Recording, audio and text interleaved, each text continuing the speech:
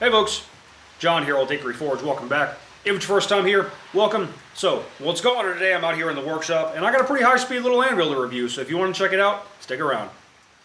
First things first, I'll put a timestamp on screen to where the review actually starts in case you don't want to sit here and listen to me talk, because I do have a few things I need to say before we actually get into the meat and potatoes of this review. I know what some of you might be thinking if you've been around the channel for a while. John, you already reviewed that anvil, and the answer is yes, I have. So initially, whenever the VEVOR people reached out to me offering to send me this on the condition that I review it, at first I told them no, because I already had the video and also because I'm really just not interested in becoming a product review channel. It's not what I do, it's not what I want to do. But the more and more I thought about it, the more and more I thought it might be a good idea to make another one. Reasons being, one, I'm actually really unhappy with the production quality of the previous video. The audio sucks pretty bad. Two, anvils are still something I'm asked about quite frequently. More and more people are constantly picking up the craft of blacksmithing, which is awesome. And whenever you get your foot in the door, lots of info comes at you at once really, really fast, and a lot of it's not good info, so I'm going to do what I can to help you separate the sense from the nonsense. And also there are some talking points in the previous video that I didn't cover that I would like to talk about a little bit more now to help you get your bearings. But anyway, let's get started. When you get into blacksmithing, your first big obstacle you run across is that you need an anvil. And again, like I said, if you go online and ask about anvils, you ask 10 people, you're going to get 12 different answers. Lots of info comes at you all at once, and a lot of it's not good info. There's lots of misinformation, misconceptions, and myths out there. Biggest question on everyone's mind, I'm sure, is price. And right now, at the time of this recording, actually, this thing is on sale on the VEVOR website, I believe, for $98.99. So, just $100 basically. And it can also be found on eBay more consistently for about $115, $120. Shipping is usually free. You can also find it on Amazon. I've never looked there, so I don't really know how much it is. But they did actually provide me a coupon code also, so I'll leave that. I'll pin that in the comments to get 5% off whenever you do decide to buy one of these, if you do. But again, like I said, once you really get your foot in the door, lots of info comes at you at once. And trying to figure out how much you should pay for an anvil can really just be, throwing crap at the wall, hoping something sticks.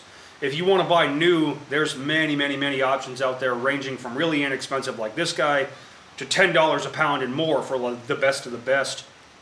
And if you want to go the antique route, you want to try to find an antique anvil, prices on those are also all over the place. You have people sometimes asking higher than new prices for anvils that are in really, really poor condition. So anyway, let's check this guy out. So this here is their 66-pound model. They actually do make quite a few different weights. If you ask me, the 66-pounder is a great place for a starter blacksmith. Reason being, you got plenty of workspace, plenty of mass to work with, but it's not too unwieldy. Say if you don't have a dedicated shop, you got to pull everything out every time you want to forge and then put it all back when you're done.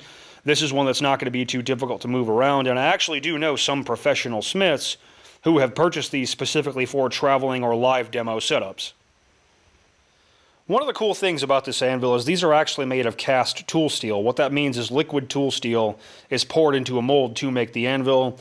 The only spec I've been able to find online is that they're made of what's called C45 tool steel, which is essentially what the rest of the world outside the US calls 1045. And if that's true, that's actually the same steel that lots of smiths, myself included, make our forging hammers out of, because it's a strong, tough, hard, resilient material that's relatively easy to heat treat. And I bring the cast bit up for a few reasons. One, there's a pretty huge myth that goes around the blacksmithing community. I'm sure you've seen it, that cast equals bad no matter what. Well, that's just simply not true. Cast iron does not make good anvils. If you look at a lot of the beginner level, inexpensive anvils out there, like you see at Harbor Freight, Canadian Tire, those are made of cast iron, which is a soft, brittle material that's not really suitable to be forged on. Cast steel is a radically different material, but still there is a vocal cohort of those out there who will swear to you that anything cast is crap and that it's too brittle and it's going to break. And again, that's simply not true, and I can actually prove it. Roy at Christ-Centered Ironworks has actually done several videos on this same anvil. If you don't follow him, you should be. But he recently did a destruction test on this very anvil, not this particular anvil, obviously, but this same model from the same maker, where they bolted this down, and then they had two guys going at it with, I think, 12-pound sledgehammers on the heel and the horn, which are the most likely failure points, and they were really, really wailing on this anvil, and all it really did was dent the face. So the idea that cast steel is an inherently brittle, inherently inferior material is just straight up not true. most of the highest end anvils on the market today are being made of cast tool steel. Different makers use different alloys. Holland uses H13, Nimba uses 8640, I believe. So, don't let anybody tell you that nonsense. Another cool thing I really like about this anvil personally is the design. I've always preferred the double horn style of anvil over a more traditional London pattern. That's completely a personal preference. I'm not saying one is objectively better or worse. But I do think having this tapered heel and the flat surface with a bunch of varying widths to work with, that comes in really, really handy, and I really like that. What's really cool about this anvil in particular, you can see the base is not solid. They have put it up on feet similar to a French pig-style anvil, which is a design that's been around for hundreds of years. And Nimba anvils, which are, again, widely regarded as some of the best money can buy, a lot of their models follow that same design. And the reason for that is it conserves material that can be used for the top half of the anvil. So you end up with a much bigger work face. You end up with a similar work surface to a much larger, much heavier, more expensive anvil without a much larger, much heavier, more expensive anvil. So that's pretty neat. So now that I've talked about what I like about the anvil, let's talk about some problems people have with them. The first gripe off the bat that a lot of people express is the packaging it comes in. And yeah, I can see what they mean. Mine just came in a cardboard box that was stuffed full of other cardboard boxes, and it sloshed around in there a lot. But I mean, it got here. A bigger problem that is sometimes reported, it's not super common, but it does happen, is these having significant casting flaws. So one of the first things I'm going to do is actually take some paint stripper to this and get all this blue paint off, because a lot of times if there are surface flaws in the casting, they'll actually put like a filler material like Bondo on there and then just paint over it. And some people have gotten them with really large voids directly under the face that really, really killed the functionality of the anvil. Like I said, it's not super common, but it does happen. So the first thing we're going to do is put some paint stripper on this thing and get a better look at what we're actually dealing with. Before we get started, there is actually another thing I'd like to touch on. Another very common myth that goes around the anvil community is that antique anvils are superior to new ones no matter what because they don't make them like they used to, sonny. And you're right, they don't, and there's a reason they don't.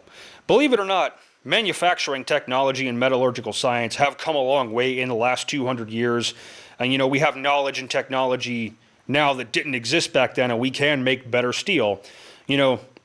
This here is an Armitage Mouse and Hole Forge anvil, and Mouse Hole Forge is one of the oldest and most respected names in the anvil world. I'm not saying they're bad anvils by any stretch, but as you can see, this one here is in pretty rough shape, and the reason for that, these were made using what's called a build-up method. Now, not all antique anvils were made that way, but mouse holes were, in which you had a central block of wrought iron, and then they would forge weld on the feet, the horn, and the heel by hand, and make all those out of wrought iron because steel was so expensive they couldn't make the whole anvil out of it.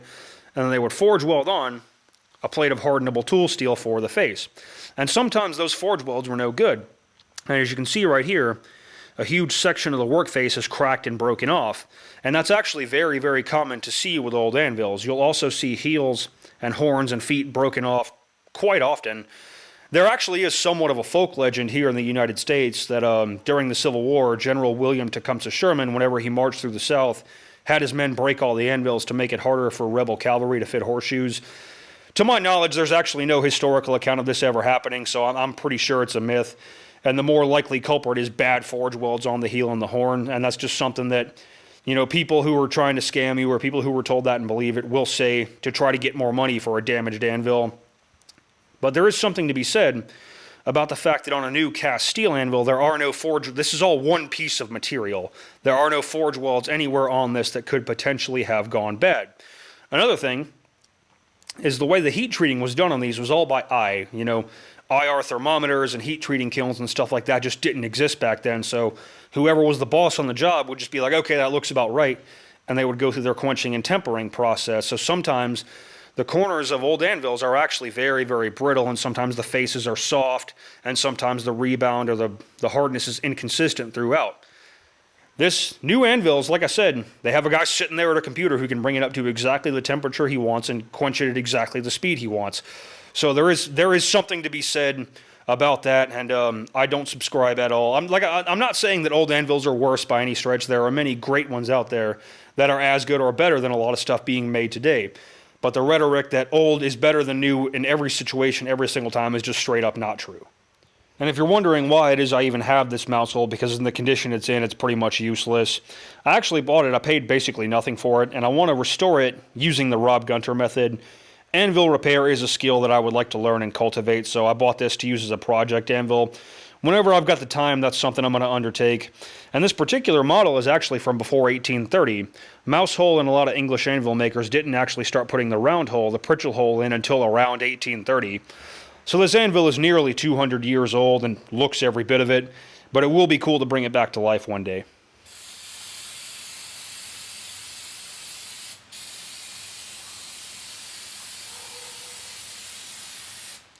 I'm using this here Jasco paint and epoxy remover. I don't know how well it's going to work because I've never actually used it before. I did the face too because whenever I got the anvil, it's been sitting in my shop for a few weeks, and to keep it from rusting, I did clear coat the face. So I'm going to clean the whole anvil up real good. Whenever it says 15 minutes, I'm going to give it that. Scrub it off with a wire brush, and then I'm going to do the underside as well because I want to get a good look at the quality of the casting all around the anvil and see what we're dealing with.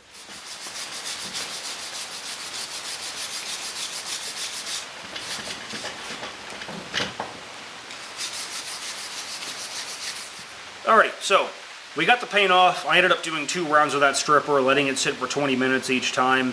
The can said 15, but I figured an extra 5 wouldn't hurt nothing. And now we can kind of get a better idea of what we're actually looking at in terms of the structural integrity of the anvil. Also, as you can see, I was wearing gloves and eye protection when working with the paint stripper. It's a very caustic chemical. You don't want it getting on your skin or in your eyes or anything like that. And now you can kind of see what I was talking about. Right here, right here, right here, and right here. There's more of it on this side, I'll show you here in a minute. But what this is, if you've ever cast anything like copper or aluminum or lead or anything like that, you know the outside of your billet is going to cool much faster than the inside, and the potential for it trapping air and moisture from the atmosphere and causing significant porosity in the casting. First and foremost, any casting is going to be porous. It's going to happen. But what they'll do if they have aesthetic imperfections in the body of the anvil, they will fill it in with this filler material and then paint over them. You can kind of see, you know, I can cut that with my knife quite easily, which I shouldn't be able to do if it was, you know, part of the steel of the anvil. And again, like I said, it's to be expected, you know, at the price point they're delivering these at, don't expect them to recast it 10 times trying to make it exactly perfect for you. But this side, you know, it doesn't look terrible. There's no way of telling how deep those voids actually go, and that kind of segues into what I talked about earlier with some people getting these with really, really deep voids in them that damage the face of the anvil. I don't know how strict their quality control standards are, but like I said, I don't think these are going to cause us any problems. On this side, you can see we have some more of that filler material. You know, again, there's really no way of knowing how deep it goes, but they very clearly had to grind some imperfections out of this side. And then on the bottom, if I'm not mistaken, this is not the first one of these I've owned, and it's not as apparent on this one, but on my last anvil it was very obvious that this is where the sprue was, which is actually kind of the channel they pour the metal into to fill the mold and everything. It's not, again, like I said, it's not super obvious here, but there's some filler material in there, and that's where you're the most likely to have incomplete casting because it's, you know, where the molten metal is traveling through the air, trapping air and moisture from the atmosphere. It's hard to see, but there is actually also some significant pock marks on the underside of the horn, which doesn't surprise me. So the quality of the casting overall is not excellent, but I do think it's solid. So what I'm going to do next is actually take a cut brush on a grinder to this and grind some of that filler material out and see how deep those voids actually go. While I'm talking about casting imperfections, I don't know how well you can see it on camera, but you see how we've got a hard corner all the way up to here, and then we got, you know, it looks almost as if it had been melted or something like that. That's a casting imperfection. And also, whenever I got this anvil, you can see how this this edge right here has been ground down. So I'm assuming there was another surface imperfection in the casting that had to be ground out. And you know, now the more that I think about it, actually, I think the sprue might actually be on this side now. Maybe on the first one I got, they were pouring it from the bottom, but now they might be pouring it from the side. And that's why they had to grind so hard to get this off. I could be wrong without actually going to the factory and looking at how they make these. I have no way of knowing, but based on how this looks versus how the bottom looks, I think the sprue actually was over here, so I apologize for that mistake.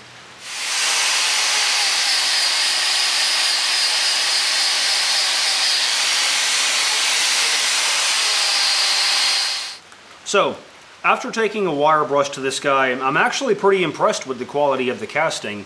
I don't know if you can see or not, but we're down to true metal all the way around the anvil. All that filler material has been completely removed.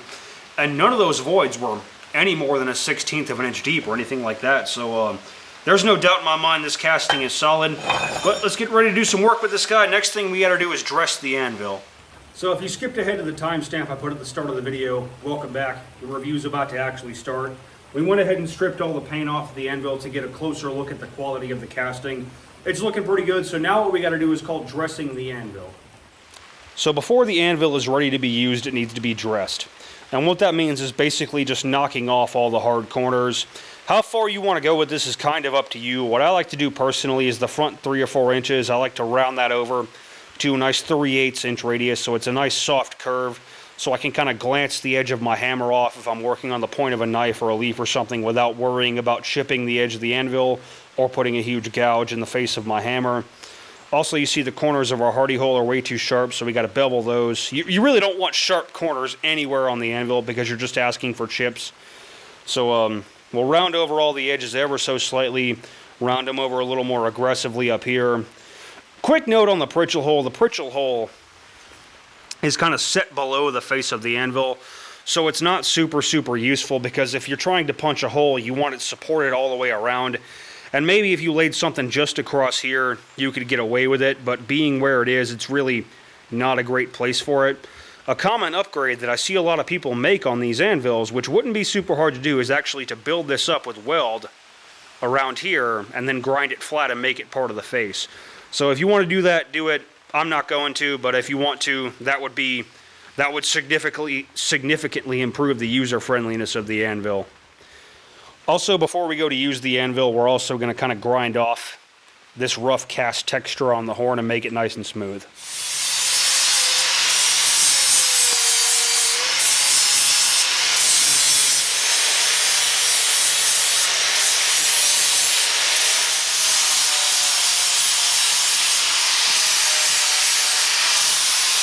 To break the corners on the inside of the Hardy and the Pritchel hole, I'm using a tool called a die grinder.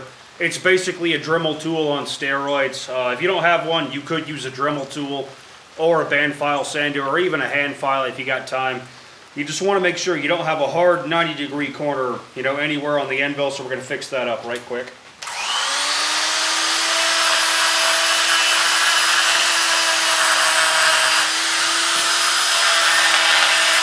And just to put a nice finish on the face and horn and the anvil, I'm going to use this coarse Scotch-Brite disc on my grinder.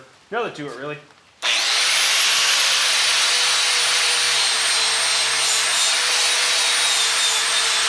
Alrighty. Now she's looking like an anvil, boys. So we'll get that big guy pulled off of there, get all the chain out of the way, get this guy screwed to the stump, and get some work done. See how it holds up. If you're wondering what the chain is for, it actually dampens the ring of the anvil so it's not so hard on your ears. That also just looks really cool.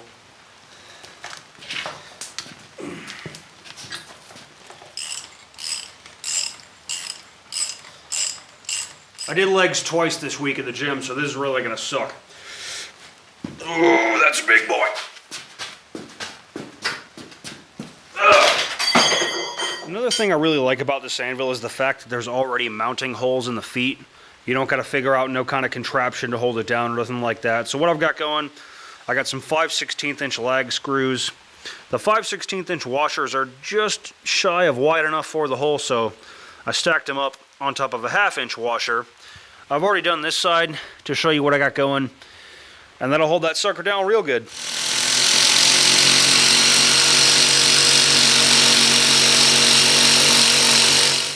So now that we got the anvil mounted, we're going to do what's called the ball bearing rebound test. Basically, I've got a 1-inch hardened steel ball bearing. You can use any size. Really doesn't matter, but then you just drop it and catch it. And all this is doing is kind of giving me a general idea of how hard the face of the anvil is. You'll hear people talk about rebound in percentages, 60%, 70%, 80% rebound. So say if you drop your ball bearing from 10 inches and it bounces back up approximately 8 inches, and there actually are gauges you can buy that will measure this and give you an approximation of the Rockwell hardness of the face. I don't have one, I'm just kind of eyeballing it. But like I said, all this is is giving me kind of a rough idea of how hard the face of the anvil is and how consistent the heat treat is. Like say if I dropped it here and it comes all the way back up to my hand, it didn't, but say it did, and then I bounce it back here and it comes halfway back up to my hand, that means this part of the anvil is softer than that part of the anvil. So the long and short of it, it gives you kind of a rough idea of how hard the face of the anvil is. And an anvil with better rebound will reflect the energy of your hammer blow back into your work and move your metal ever so slightly faster. Right? It's not a night and day difference, but if you worked on a dead anvil versus a very lively anvil right next to each other, you would very, very easily be able to tell. So that's all there is to it.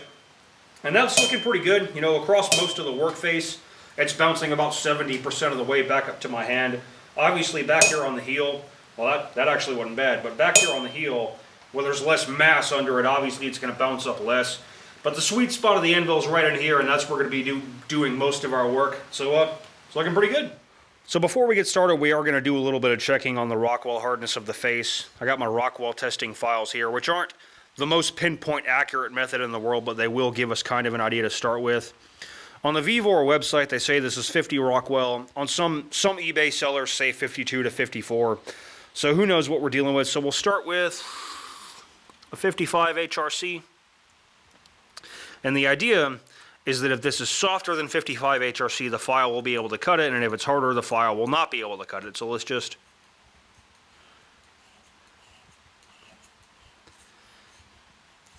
And that's actually skating pretty good over most of the face, so that's pretty hard, actually. Let's try the 60 file.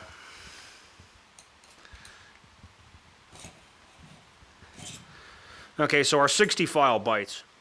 Something interesting is this 55 HRC file skates very easily over the entirety of the work face, including back here on the heel. So the face of this is quite hard. But over here on the horn, we take our 40 Rockwell file, and it cuts it like soft cheese almost. So that kind of makes me wonder, I would actually really like the chance to see how it is they actually harden these things, because it seems like the hardening may not go below the level of the horn, or maybe they don't even bother hardening the horn or something like that, which does kind of make sense because the horn isn't really meant for heavy forging. It's kind of meant for bending and forming, although it is very, very useful for drawing out, and we are going to use it for that.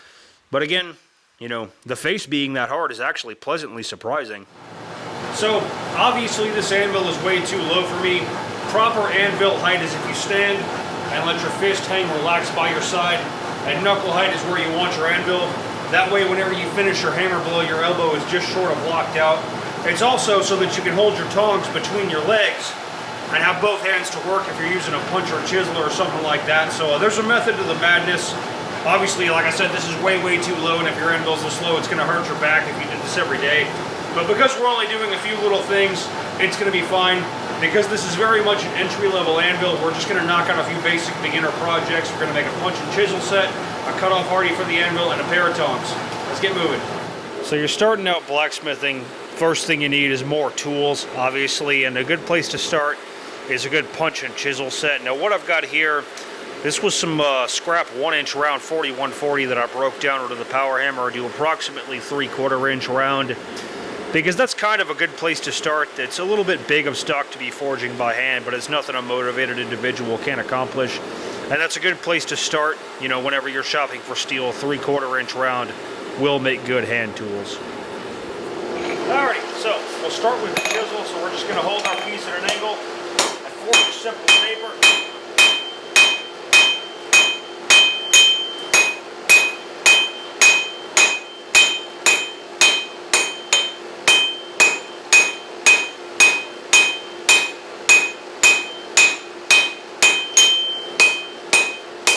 We got our chisel rough forged. It's looking pretty good. Once we cut an edge onto this, now you have the ability to cut hot metal, so it's a great place to start. To make your punch, it's a little bit more complicated of a forging operation. You're trying to do what's called the four-sided taper. So you're going to strike, turn 90 degrees, strike, and then keep going back and forth like that.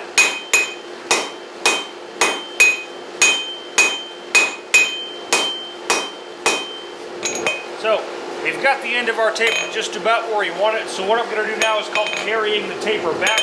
I'm going to hold it a little less of an angle, and slowly work my way up the material. Keeping that same rhythm of strike, turn, strike, turn, strike, turn. You get the idea. Nothing to it, really.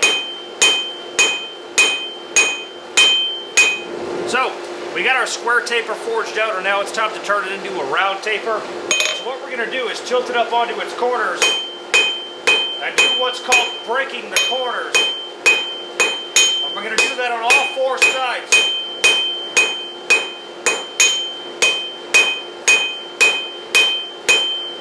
So, just keep breaking those corners.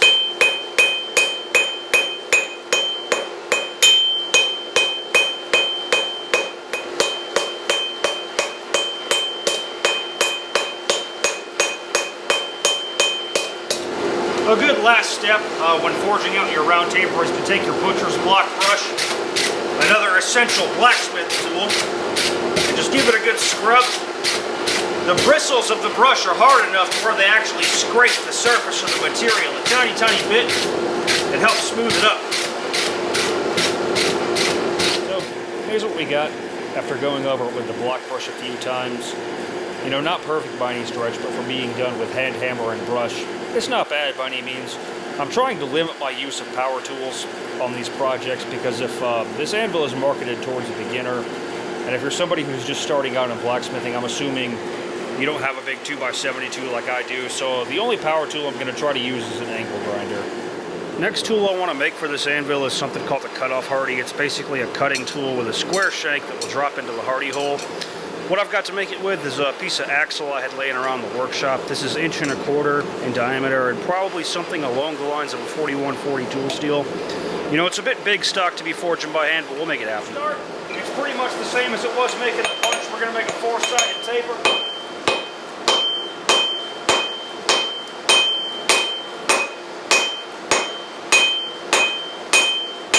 To forge out the taper for the shank of the tool a little faster, I'm using the horn of the anvil.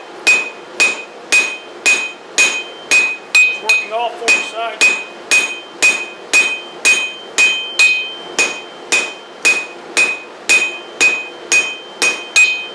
All this does is draw the material out a little bit faster because of the smaller surface area contact the metal has on the bottom. So you see, after a little bit more cleanup work on the horn, we're starting to get the beginnings of the shank of the tool. So the next thing, we're going to set it down in the hardy hole and strike from the top to upset the shoulder of the tool. Like I said, just set that guy down in there. Go at it with a bigger hammer.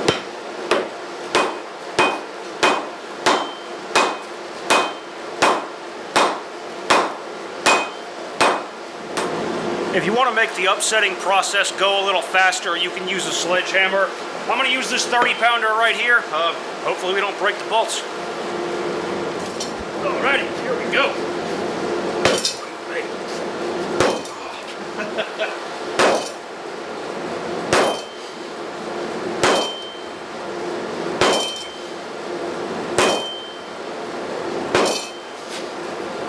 So you see where we're starting to get going. We're trying to make a nice wide shoulder so the tool has a lot of support when we're using it. Doing the upsetting, sometimes it gets all out of whack like that, so every few heats you got to go back to the anvil and kind of straighten everything up and dress it out, and then continue the upsetting operation. You know, nothing to it really. So, like I said, just take a couple of heats and straighten everything back up.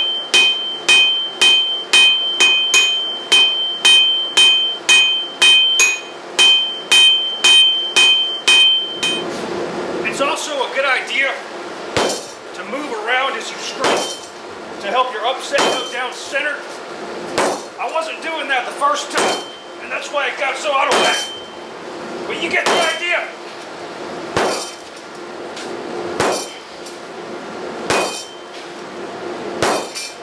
Alright, so we got a pretty good size shoulder on the tool now. It's not perfectly centered, but that's not a problem. It's not going to cause any issues with use. Next thing we got to do is draw this big blob out and do a nice wedge shape. So, like I said, we'll just get this thing squared back up.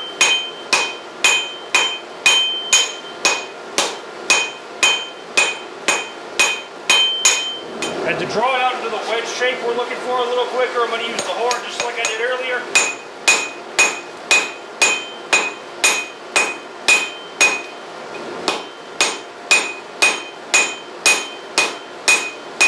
So, we're moving right along, starting to get that wedge shape you're looking for. What you see going on up here at the end is a phenomenon called fish mouthing, and that's completely normal, especially when working big stock like this by hand, because the outside of the metal is moving faster than the inside. You're just not putting enough force into it with a hand hammer to move the whole thing at once. So the best thing to do is just kind of remove it as you go.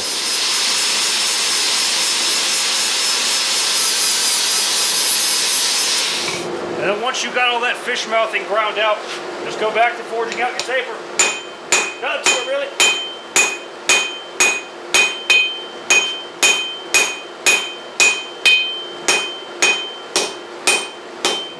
So, we're just about done with this thing, so now I'm going to be working more over here on the flat of the anvil, trying to thin down what's going to become the cutting edge, as well as just kind of straighten up the sides and generally tidy it up and make it look nice.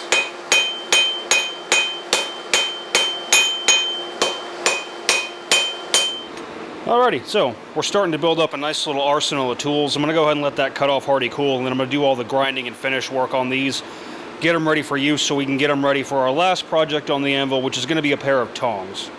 Now, quick note, if you ask me, it's actually cheaper to buy tongs than it is to make them, at least in a professional setting. You know, if your shop rate's $40 an hour, it takes you 2 hours to make a pair of tongs. You just spent $80 on that pair of tongs. When you can buy them, you know, for $45, $50 delivered to your door. I usually buy most of mine from Blacksmith Depot, you know, good quality, great company to deal with.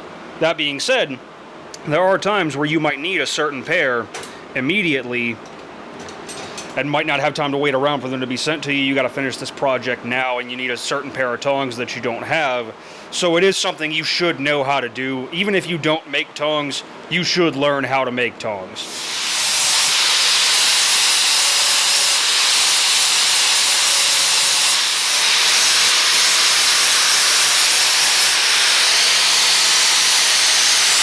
Alrighty, so we got our tools dressed up, ready to use, so now we can cut and we can punch. To make our pair of tongs, I got 2 pieces of 3/4 inch round mild steel cut off at 8 inches. You want to use mild steel for tongs because they get heated up and cooled off and heated up and cooled off constantly, and mild steel will hold up to that better than a lot of tool steels will. Also, for your hot work tooling like this, there's no heat treating required. You can heat treat it if you want to, but it's probably going to lose its temper pretty fast whenever you're actually using it for hot work. So there's that. Let's get started. So first step is to isolate the material for the jaws of the tong using the near edge of the anvil.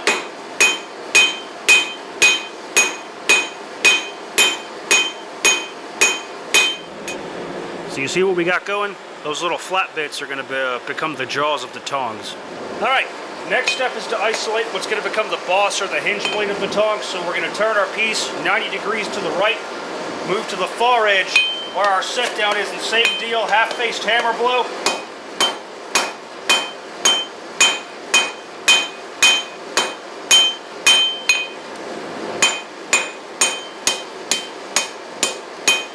So next step is to isolate the material that's going to become the reins. So we're going to turn 90 degrees to the right again, just like we did before, using the far edge of the anvil, half-faced hammer blow.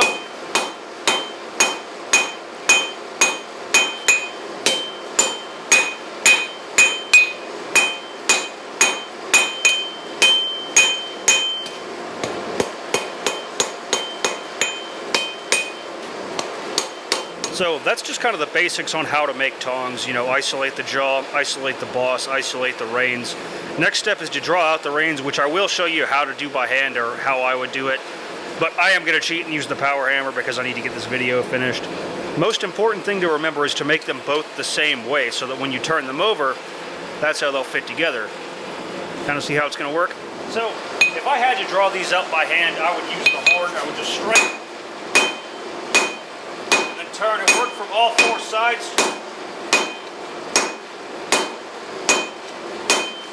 And there actually is a faster way. If you're more skilled than I am, you can actually use the edge of the anvil in a similar technique to using the horn, but the smaller radius will move the metal much, much faster. I'll drop a link to a video by Joey Vandersteen down below, who is someone you should watch if you want to get the gist of that technique. as well as learn a lot more about tong making. He's got lots of great videos, but check him out. But like I said, I'm going to cheat and use the power hammer because I got to get this video done. Let's get moving.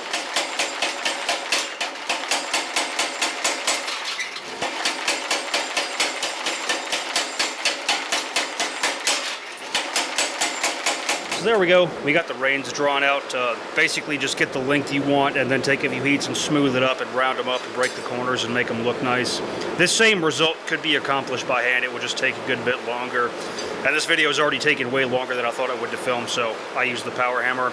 I know I said I was going to try to limit myself to one power tool and then I didn't, so let me have it in the comments. But anyway, next thing we're going to do, I want to make these into a pair of bolt tongs or V-bit tongs for holding square and round stock.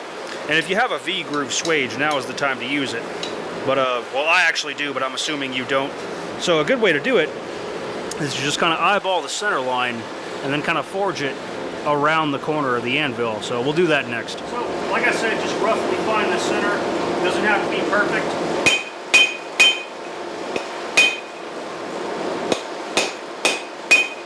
We're not really trying to force this to finish. We're just trying to get that groove started so that whenever we actually assemble the tongs, we can put a piece of square stock in there and it'll hold it nice and steady.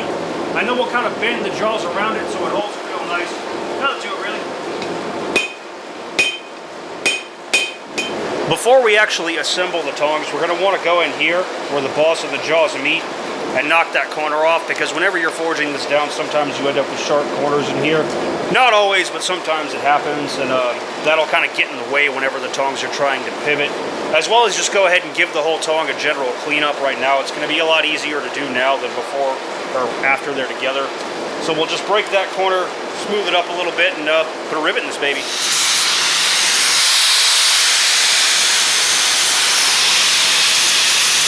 Next thing we're going to do is get the hole for the rivet punched. You could also drill the hole, but I mean, we made the punch, so we might as well use it.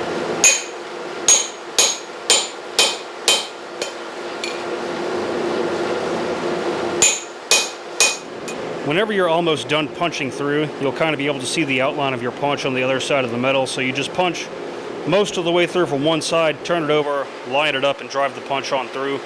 Normally you would drive it through the pritchel hole of the anvil, but with that one being kind of set below the face, it's not super easy to do. So we're just going to use the hardy hole. Should be fine.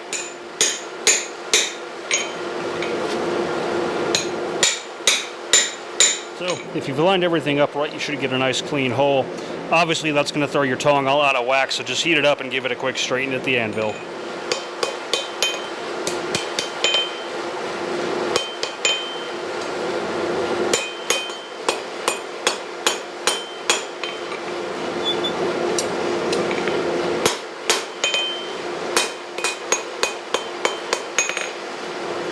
And once you got your rivet in there, just work them a little bit while they're hot.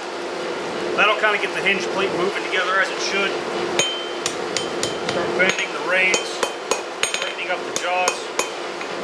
So, like I said before, I want to size the jaws of these to take 1/2 inch square and 1/2 inch round, that sort of stuff.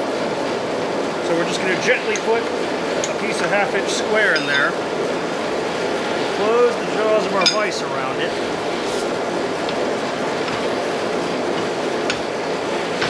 Once you got your groove started, you can kind of just gently work the sides of the jaws, and it'll kind of fold where that groove is and get you a better grip on your material.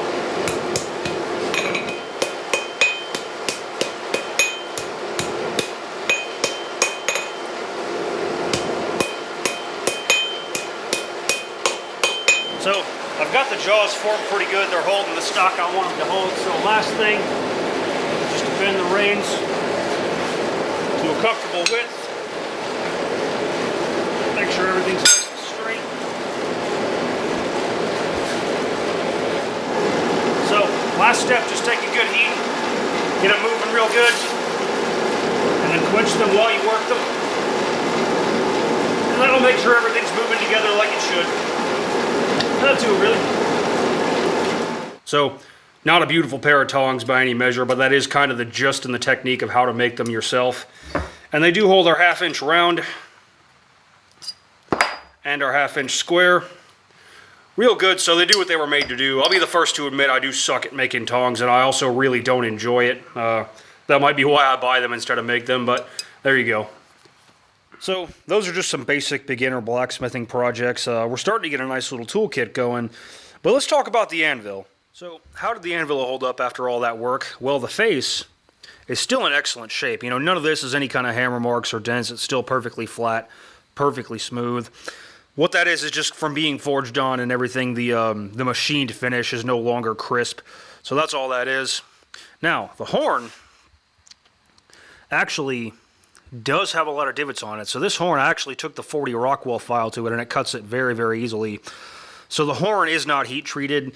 So that's something to be careful about. If you're forging on it, it's not, or bending things around it, it's not going to cause you any problems, but just be careful not to strike it with your hammer. I first noticed it, you know, as I was working on that punch and I was tapping in between heats over here, I noticed my hammer was starting to leave divots into the horn. So, you know, it'd be nice if this was hardened. I understand why they don't do it, and it's not super uncommon. On antique anvils, actually, the horn is usually made of soft wrought iron. There's very few cases in which the hardened plate runs across the horn as well.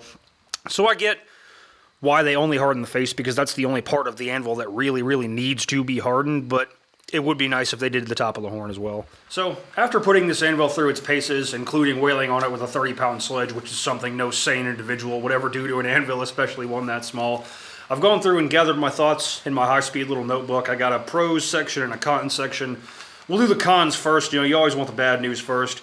Starting out, the Pritchell hole is in kind of a bad spot. You know, you saw where it is, kind of on the front horn, set below the face of the anvil. It's also kind of too big for that size of anvil. It's 3/4 of an inch, which is the same size it is on my 260-pound double horn. The reason that's kind of an issue is whenever you're punching through something, you want it to be as tightly supported as possible. You saw whenever we drove our punch through on the Hardy hole, it bent everything all out of whack and everything like that. So if this was the only anvil I had to work on, I would make a bolster plate, which is basically just a plate you could sit on top of the anvil with a bunch of different sized holes in it. So that would be another handy project to take on. Just get you a piece of steel and drill a bunch of holes in it. Let's see. Con number 2, spotty quality control. And what I mean by that, I was very impressed with this one. I got a very excellent piece. No real casting flaws. Some minor aesthetic problems, but nothing that affected the structural integrity of the anvil. And I was actually pretty impressed with how hard the face was.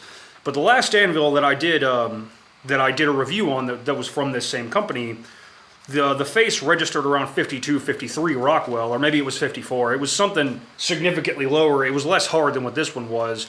And I have heard plenty of people talk about buying these and them arriving with major casting flaws or the faces being soft or something like that. So you are... Now, mind you, for every one person I've heard say they got a bad one, I've heard dozens and dozens more say it's an awesome anvil and they love it. So if you have one of these, or if you have another anvil from this maker, sound off in the comments and let me know what your experience has been like. But like I said, I've had 2 of them now and I've been pretty impressed with both of them. So you may kind of be rolling the dice on the quality control, so it would probably be prudent to buy from a seller with good return policies. In the event that you get one that has a bunch of crap wrong with it, you could send it back and have it replaced. So there's that. So now let's get into the pros section and talk about what I do like about the anvil. First and foremost, it's affordable. I just checked and it's still on sale on the VEVOR website for $98.99 with free shipping. That being said, I don't know if the coupon code for 5% off they gave me is going to work because it's already on sale. You know, somebody try it and tell me in the comments. But even if you don't buy it on sale, it can still regularly be found on eBay for, you know, $120 or less with free shipping. So you're not going to get, unless you get extremely lucky on an antique or something like that. You hear these fairy tales of people finding anvils at scrap yards in perfect condition for $20 or $30, but that's a unicorn. If you find that, more power to you. That's something people could spend their whole lifetime chasing, when this is something you can buy online and have sent to your door right now. And that brings me to my next point, that this anvil is readily available. You know, if you've ever been anvil shopping, you know it can really be kind of a crapshoot. You can scour Facebook Marketplace and Craigslist constantly. A lot of the times, like I said at the start of the video, you have people asking higher than new prices for damaged anvils that are just really not a whole lot of good anymore, in my opinion. This is something you can buy online without having to put in any legwork and have it sent to your door. So it's you know, your time is your most irreplaceable resource. So the more and more time you spend chasing that unicorn of an anvil, the less time you're in the shop getting things done. Now, there is something to be said about the romance of antique anvils. I do love antique anvils. I do own quite a few. I'm not sitting here saying they suck or anything like that, or that they're not worth your time. If you find a good deal, go for it. But, you know, you just need an anvil. You want it now. There's one right there. Pro number 3, it's user-friendly. And what I mean by that, first and foremost, I really like the design. I've always preferred the double horn style of anvil. I find the variety of work surfaces to be very, very useful. And I also really like how they followed the European pig style design with this anvil. You know, how it's up on feet and more material is preserved to make the face of the anvil. So you have a larger work surface that you would have on a much larger, more expensive anvil on something like that that's so easily portable. You know, if you're strictly a hobbyist blacksmith, you just want to make little things here and there, you know, hooks to hang on the wall, barbecue forks and stuff like that. You don't have a dedicated shop. You got to pull everything out every time you want to forge and then put it all back when you're done. This is something that's not going to be too cumbersome to move around while still giving you, you know, plenty of workspace and, you know, plenty of versatility. So, last thing I got here on my list is that it's good quality for the price. You know, $120 if you buy it normally, $98 if you get it on sale. That's at or under $2 a pound. And you really just, you don't see anvils for that unless you get really lucky. So for that amount of money, especially considering the fact that you don't have to put in any legwork to get it, you just buy it online and it's sent to your house. I really don't think you're going to get a better value for your money. You know, for that you're getting, you know, cast tool steel. It's all one piece. There's no forge welds that could potentially fail. It's heat treated, and the face is flat, the face is smooth, the corners are good. It's a brand new crisp anvil. So, you know, that being said, some people have gotten these and they've had major casting flaws or the faces have been soft. So if you do buy one, you should buy it from somewhere with a good return policy in the event that you do have to send it back. But like I would say at least 95% of the people I know who have purchased these anvils love them and say they're amazing. So there's something to be said for that. In summary, is it something I would recommend? Definitely, yes. You know, like I said, I've owned 2 of these now, and I've been pretty impressed with both of them. And when you take into account the availability, the affordability, and the versatility of the anvil, I really don't think there is a better option out there for the money. You know, the only other real starter options we got are, you know, the cast iron anvils from Harbor Freight. And a lot of people say to start with railroad track. I disagree. Railroad track is not a good anvil in my opinion. I had one once and it actually broke in half at the waist. You know, I highly doubt one of these is going to do that. And I've seen people with 12-inch foot-long sections of railroad track sometimes asking $250 for them, citing that it was an anvil, which is just, in my opinion, completely ridiculous. So is it something I would recommend? Absolutely. So that's all I got for you. If you're someone who's considering purchasing this anvil, first and foremost, congrats for getting in on the craft of blacksmithing. You know, it's really great that so many people are picking up the craft. It's great exercise. You can make a lot of cool stuff. So that really makes me happy when I see new smiths picking up the hammer. There will be a link down in the comments. I'm going to pin it with the link to the VEVOR website where this anvil can be purchased, as well as the coupon codes they supplied me with. Also, I'm going to link the 2 channels I talked about throughout the video, Christ-Centered Ironworks and Joey Vandersteeg. They're 2 other really great smiths you should follow. Lots of great info and knowledge there. And if you're interested in learning more about anvils in general, go ahead and pick you up a copy of Anvils in America by Richard Postman. It's a bit expensive for a book, but it's worth every penny. This is kind of the Anvil Nerd's Bible. And the amount of legwork that Richard put in to write this book is just staggering. It's insane. There is so much info here. So this is something every Anvil nerd should own. But anyway, that's all I got for you. If you like what you saw, like, share, subscribe, all that jazz. Always more cool stuff coming.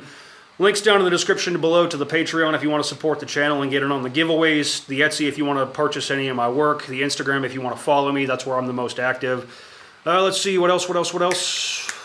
I believe that's it, and y'all take care.